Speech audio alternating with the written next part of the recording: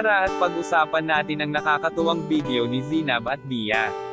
Sobrang happy ni Bia dahil niregaluhan nga ito ng mommy niya ng manika na baby blush. Welcome to Sikat Story.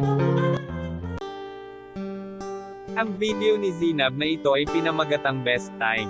Ito ay in-upload noong February 3, 2023 at meron na nga ngayong 3 million views. Grabe ka talaga Zinab, ang dami ng iyong supporters. Tiyak na sobrang happy ni Skaste dahil grabe mag-alaga ni Zinab kay Bia.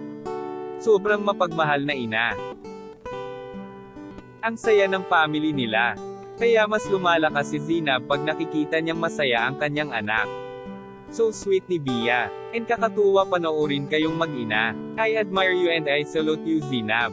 As a best mother and best friend of your daughter Bia. You're a single mom. But you do your best everything.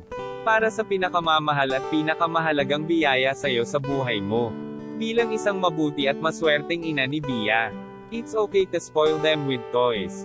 Minsan lang sila bata at kung kaya mo naman bilhin bakit hindi. And let them feel loved and special all the time. Kasi hindi natin hawak ang buhay natin kung hanggang kailan. Cute ni Bia, nagli-lipstick, sweet daughter pa. Sarap umuwi lalong pagpagod ka, tanggal lahat pagod pati stress. More blessing pa Zinab. Sana all po nabibigay sa anak.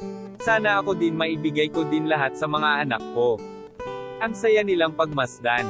Ano kaya naiambag ni Skaste sa kanila? Nagpapadala kaya ito sa anak niya na si Bia? Comment kayo sa reaction nyo. Yan lang ang mainit na chika natin ngayon. Halina't mag-like, share and subscribe. Thank you.